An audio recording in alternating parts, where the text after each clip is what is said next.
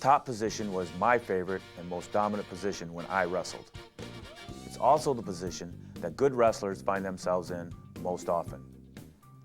Being on top is the bonus you get from all the hard work performed in the standing and bottom positions.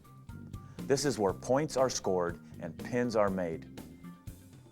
Wrestling on top is similar to what a rodeo cowboy must do to stay on a bronc.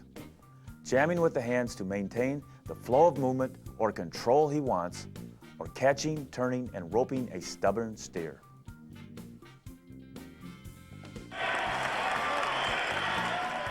If wrestlers practice the jamming, turning, and finishing maneuvers as they should, we would see many more pins in wrestling today.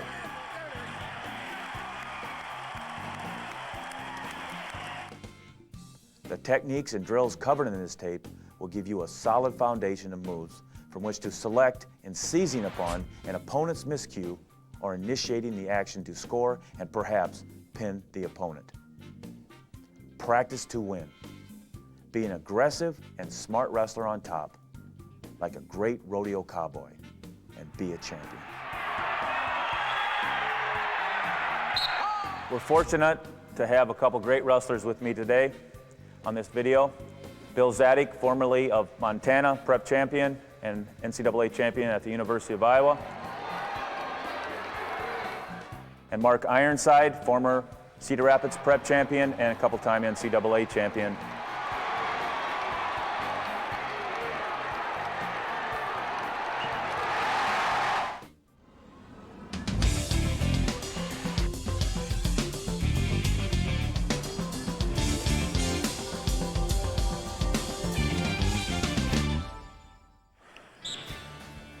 Two-time world champion Terry Brands picks up the ankle, uses the jam drill, controls the arms, and when his opponent actually builds a base and gets back to his feet, he brings him back to the mat. The jam technique opens up a lot of opportunities for the top man on the bottom man. Basically puts him forward, with the top man now available to grab an ankle here, grab an ankle. He's able to grab an ankle and leg attack. He's able to hook an ankle. He's able to put a leg in. He's able to tight waist and chop. Or he's able to near wrist. The first drill we'll use in the jam and flow action is the simple jamming action technique, where the top man continually hammers on the bottom man with his hips and arms, knocking him out of position. Repeated hip movement until he gains control. Hip, hip, hip. Bill here uses repeated hip thrusts to drive his opponent to the mat. The next drill is the jam and flow drill. Basically, it's a riding drill where the top man stays behind the bottom man's arms when he switches, when he sets out, when he rolls. It's just a good drill to make sure that you keep with the flow of the bottom man. Takes a lot of conditioning, and it also teaches one a lot of balance from the top position. The bottom man initiates all the action here, while the top man simply stays behind the arms, keeps the weight in, and follows behind to make sure that he's doing a good job of riding. The next drill off the jam and flow is the lifting drill when the bottom man hits a stand-up. Initially, I just want to show how he gets control of the hips by lifting in and pulling back. Next, he will do his regular stand-up, and he will do the lifting drill, controlling those hips, but not stopping, but lifting, taking him back to the mat. Mark will continue to come back up, picks him up, puts him back down. Comes back up, picks him up, puts him down. Picks him up, puts him down. Every time he's coming up, he picks him right back up, and hopefully one of the times when he hits, he just breaks and falls flat. The bottom wrestler will initiate this drill through a stand-up. The top man hips in and returns him to the mat. It's very important to get the hands locked around the hips and to use the hips to pop the opponent off the mat and safely return them to the mat each time. It's a continuous effort by both men for this drill to be successful. The next drill is a circle drill off the jam and set out. Bill pushes in, circles 360, one way, circles 360 the other way, and then he goes to a position of control. This top man circle drill helps the top man keep his weight and movement on the bottom man.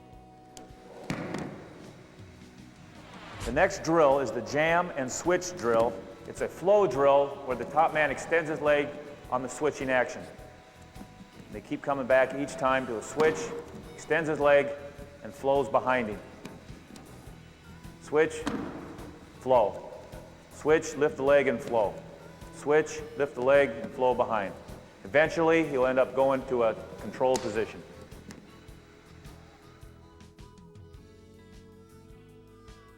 This switch and flow drill allows the top man to come out of a switch even after the bottom man has an arm in. He simply does this by lifting the leg and following around behind. This drill involves the jam and Granby posting action by the top man. He comes around, staying ahead of the Granby man to make sure that he's in a position of control and flow. Mark pulls his arms out, counters the Granby by posting by the shoulder, comes up on top each time.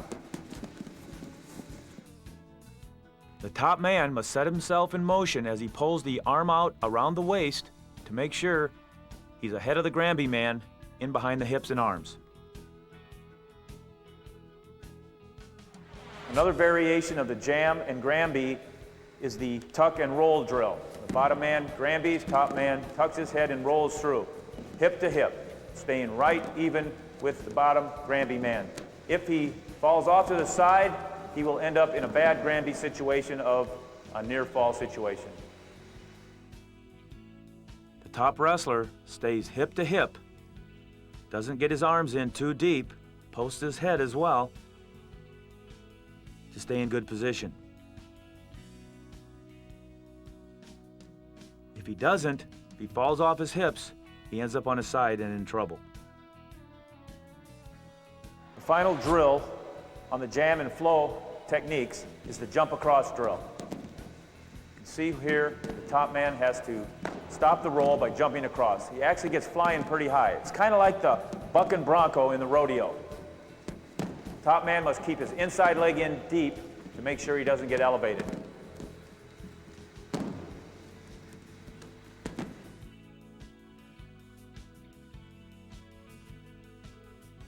This jump across drill is a great reaction drill for the top man. It teaches him to keep his hips and knees underneath him. If he doesn't, he would end up falling over to his side and, of course, be in a lot of trouble. Great riding drill.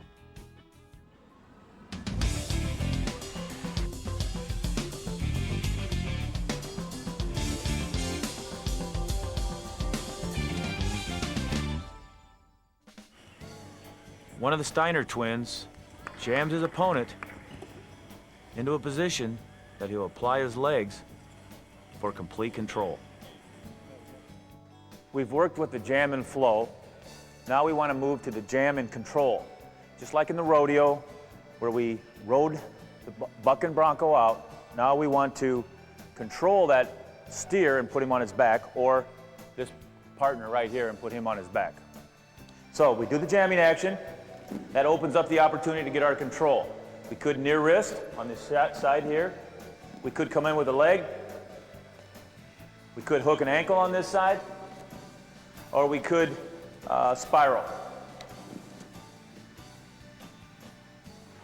Under the jam and control, we have an action that will control the bottom man by hooking the ankles or by hooking both knees.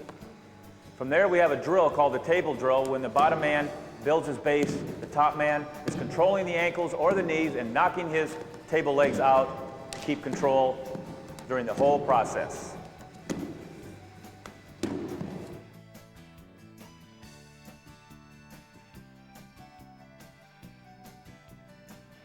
The next area within jam and control involves the hips. Here we have the hip spiral drill. Top man sets the bottom man on his hip after the jamming action. He jams, comes back with the flow, and goes into his control off the hips.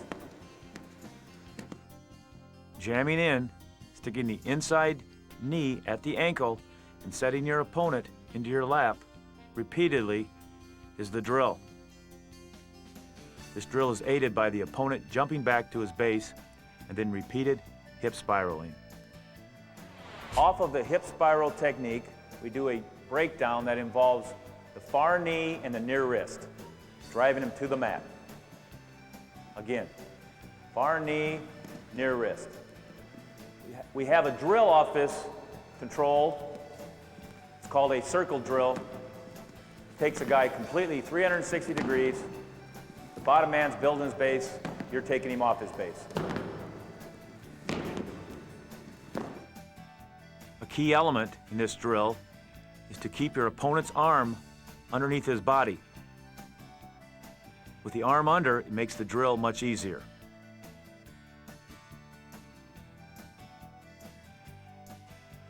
World and Olympic champion Tom Brands is applying the near wrist, and then he applies the circle breakdown. From the near wrist control, we have several opportunities to lead into pinning. First one is the near wrist and the far half. The near wrist and the far half. Jumping across and getting an angle towards the head is important here. Second one is the near wrist, blocking the head with the leg by posting on your own head and turning the opponent's head. Posting on your head, coming up, turning the opponent's head while near wristing. Scooping the opponent's head towards the near wrist aids the process. The third one is arm barring the far side, along with the near wrist. Near wrist, arm bar the far side. Jumping across and scooping at the elbow, not the shoulder, helps out. The fourth one is near wristing, pulling it out, planting it on the top of the partner's back, and coming around and underhooking the far side while hanging on to the near wrist. Releasing it, pulling it out, hanging on to it, and underhooking the far side. To pull the arm out, one must push in and pull out to a 90-degree angle. The far underhook is the result.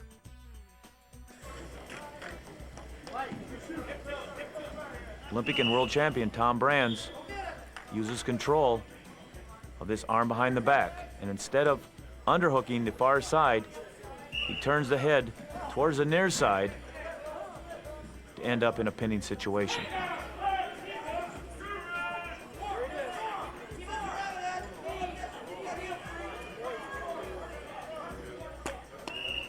The hip spiral can lead to ultimate control, which could lead to good pinning situations. The first pinning situation is the armbar head block. Notice both hands end up on the mat. Hip spiral, arm bar, shoulder control, all the way to the mat. World and Olympic champion Dave Schultz utilized this technique for many pins. The second one, off the hip spiral control, would be a cross-face cradle situation.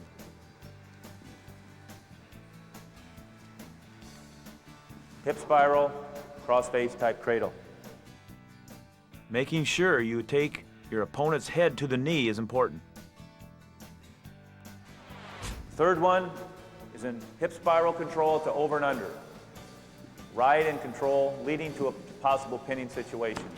Hip spiral, over and under, picking up, leading to possible pinning situation. Pushing the opponent's weight forward makes the legs lift easy.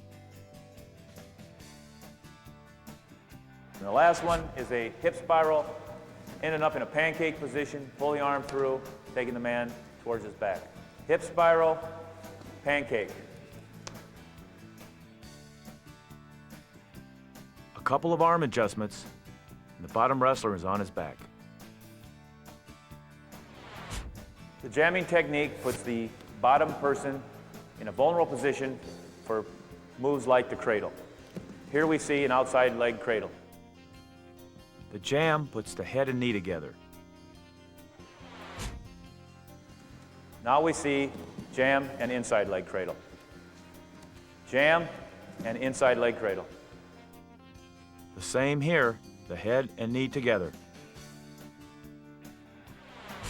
After the initial jam, the legs can be used for a lot of control. Here Bill uses the power leg after his initial jam to come up on top and hip in for the control. The jamming action allows the legs to come in easily. The power leg goes to complete control. Next, after the jam, he uses a crossbody for control to pick up the far ankle and drive the opponent to the mat. Jam, crossbody, pick up the ankle, control. The jamming action allows the leg to come in. This time, a crossbody action to leg drive for control. From the jam and power leg in, it leads to control with the arm bars. Again, jam, power leg in, arm bar, arm bar. The jam action allows the power leg to come in and drive the opponent down, which opens up arm bars from either side. From the jam and power leg in, we have a good drill called the hip tilt drill from the power leg in, where we alternate back and forth, power leg to the hip tilt. Power leg to the hip tilt.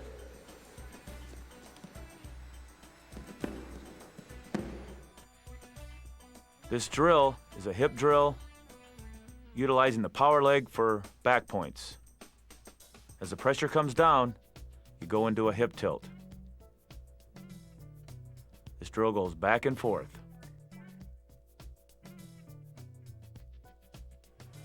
NCAA champion Troy Steiner uses his legs and arm bars for a hip tilt for back points. Off the initial jam with the power leg in, we go to a drill that's called the leg in, leg out drill. Very important for versatility of use of the legs. Switching each time after the other leg gets in position of control.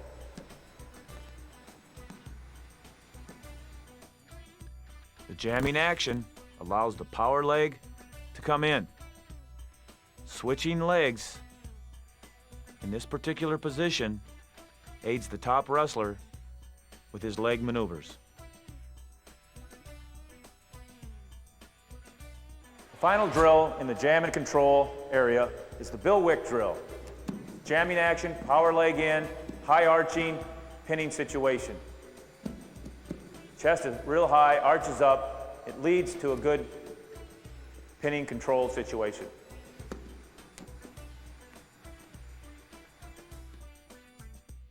The jamming action allows the heel to be burned in. Two-time NCAA champion Bill Wick utilized this position for many pins in his wrestling. You can use it for drills or for your actual wrestling. In real competition, that leg in, armbar lift, puts a lot of pressure on that bottom athlete and usually results in back points.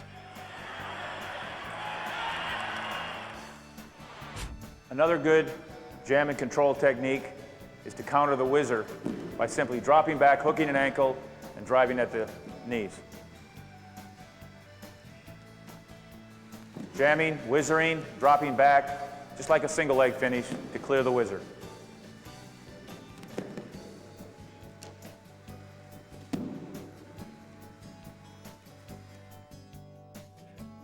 When the opponent puts the whizzer in, relieve the pressure by dropping down to the ankle and knee.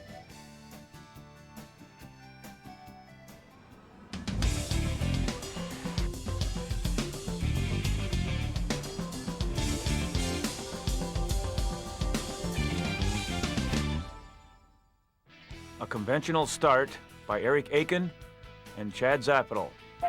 Joe Williams shows the intentional release to go after another takedown. This is the conventional start from the normal referee's position. Another referee's position that is optional is the international Olympic start. Tells the referee that he's going to start in this position. This is mostly used for intentional releases.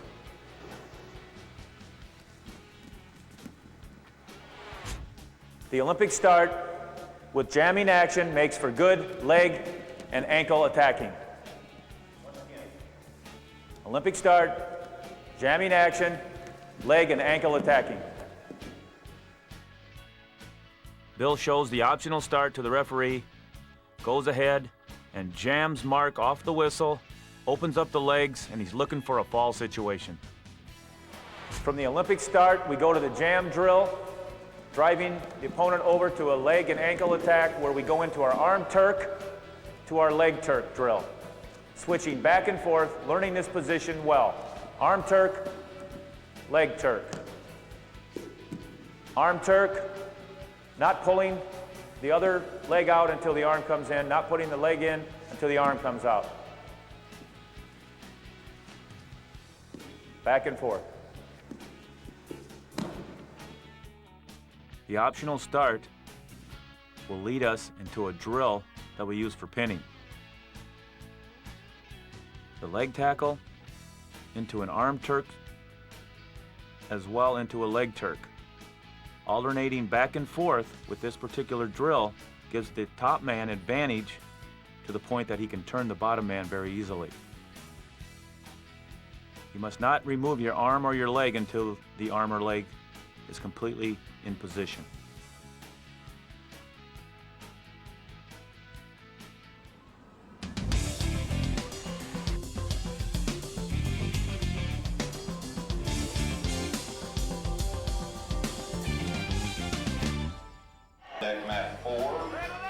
Pinning is the ultimate in the sport of wrestling. And now for the final segment, the finishing touches off the flow and control, the fall. The finishing touch of the half Nelson involves settling in as you drive the opponent over. You end up chest to chest for the fall. The half, driving over, settling in, driving over, settling in, the fall. Besides ending up chest to chest, elevating the opponent's head in a near half or far half is important. And for the finishing touches of the cradle with a shoulder trapped, involves bringing the inside knee up, straighten the elbows out, and rolling back. Inside knee comes up, straighten the elbows, rolls the shoulder down for the fall. Sliding away to allow the near shoulder to reach the mat gets the fall. For the finishing touch to the headlock involves a hip heist action, weight back into him, weight up off the butt, making sure that you stay perpendicular, and the fall. Back pressure in results in a fall. The final pinning situation is off the leg Turk, very similar to the cradles and the leg turning, where you end up with a 5 count, the shoulders up, however you arch, come back, push the shoulder down with a swivel. Again, leg Turk, driving him over, getting his 5 count, arching up in the air, pinning the shoulder, swiveling back down for the fall. Repeated elevation and shoulder trapping allows the opponent's shoulder blade to hit the mat. Now you have the essentials of top wrestling. From this position, you can create excitement and put points on the scoreboard. But you have to make it happen. Work on the moves and you'll come out on top. That's a pin, guy. He got a fall. He got a fall. To order any or all 3 of the videos in Dan Gable's Wrestling Essentials series, or for information on wrestling books like Coaching Wrestling Successfully by Dan Gable, contact Human Kinetics.